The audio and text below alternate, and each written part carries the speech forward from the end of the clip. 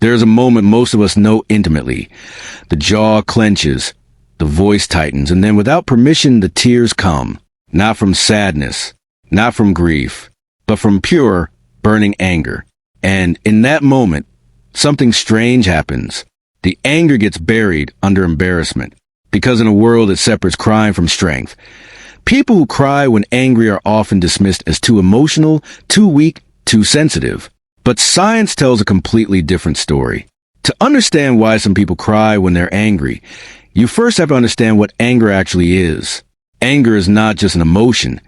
It is a full-body physiological event.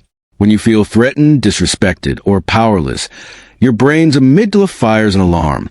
The hypothalamus responds by flooding your bloodstream with adrenaline and cortisol. Your heart rate spikes. Your muscles tense. Your breathing shallows.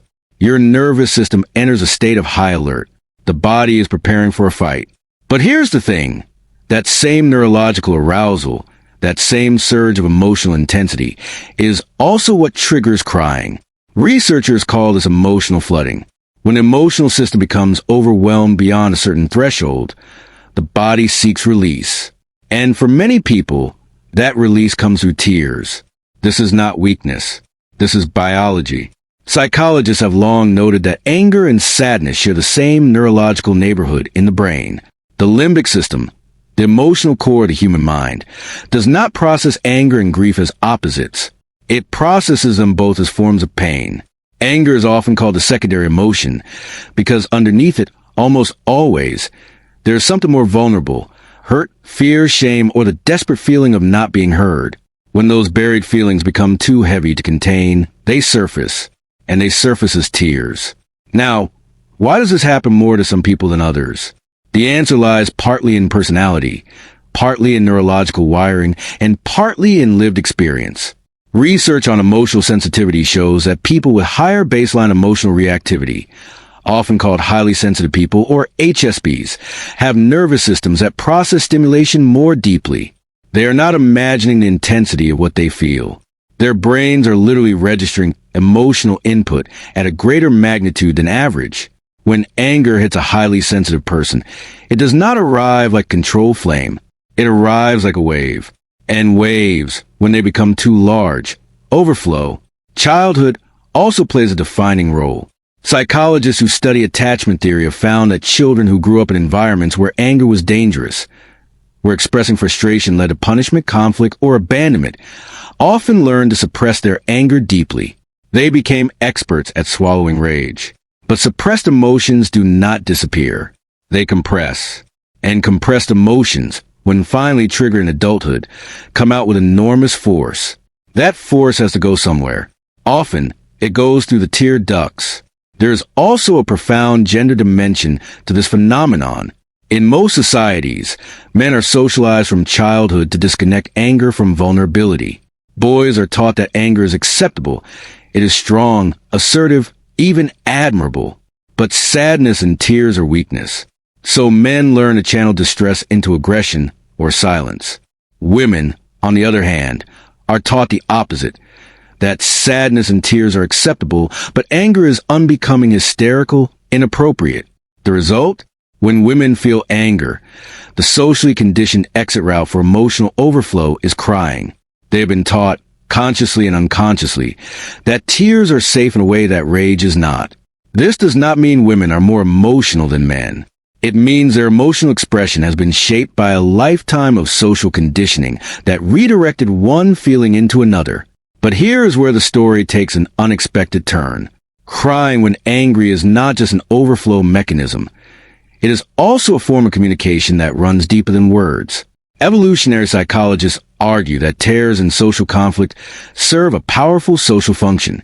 Tears signal vulnerability. They signal that the person is genuinely affected, genuinely in pain, not performing, not manipulating, but truly overwhelmed. In a confrontation, tears change the emotional temperature of the room. They force the other person to confront the human impact of what is happening. In this sense, crying during anger is not a failure of emotional control. It is the body's most honest language. Yet despite this, people who cry when angry often carry tremendous shame. They apologize for their tears mid-sentence. They turn away, press their fingers to their eyes, fight with everything in them to hold it back. Why? Because they have internalized a cultural message that says, crying makes your anger illegitimate. If you cry, people won't take you seriously. If you cry, you have lost the argument. This belief is not only psychologically damaging, it is factually wrong. Anger does not require dryness to be valid. A person can be absolutely right, absolutely justified, and absolutely in tears at the same time. Understanding this is a beginning of self-compassion for people who experience this pattern. The next step is learning to work with it rather than against it. Therapists who specialize in emotional regulation often recommend a technique called a pause and name practice. When you feel the emotional flood beginning, when the throat tightens and the eyes sting, you pause, even briefly, and name what is happening internally, not to suppress it, but to give the prefrontal cortex, the rational, language processing part of the brain, a chance to re-engage. Naming the emotion creates a tiny gap between feeling and reaction. I am feeling disrespected. I am feeling unheard. I am feeling powerless. That gap is where regulation lives. Deep breathing is not a cliche. It is neuroscience. Slow, controlled exhalations activate the parasympathetic nervous system, the body's natural brake on the stress response. Extending your exhale longer than your inhale, even for just 3 or 4 breaths, begins to physically lower the heart rate and reduce cortisol levels. It does not silence the anger. It keeps the anger from becoming a flood. It keeps you present enough to say what you actually need to say. Some people also find tremendous relief in giving themselves permission to feel both things at once. You are allowed to be angry and emotional at the same time. You are allowed to state your position clearly while tears are falling. You do not need to choose between feeling deeply and being taken seriously. The people who matter, the people worth speaking to, will not dismiss what you say simply because you are human enough to feel it with your whole body. And for those who love or live alongside people who cry when angry, there is something crucial to understand. The tears are not manipulation. They are not a performance designed to make you feel guilty.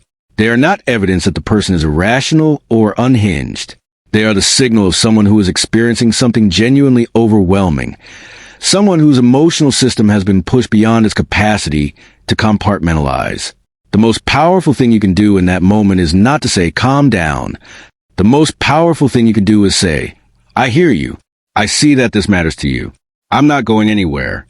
Because more than anything, what drives a flood, what turns manageable anger into emotional overflow, is a terrifying feeling of not being seen. Crying when angry is not a flaw to be corrected. It is not a disorder to be diagnosed. It is one of the most human things a person can do, to feel something so profoundly that the body itself must speak when words run out. And in a world that constantly demands that we contain ourselves, shrink ourselves, perform composure we don't actually feel. Perhaps the people who cry when angry are not the ones who have lost control. Perhaps they are simply the ones honest enough to show it.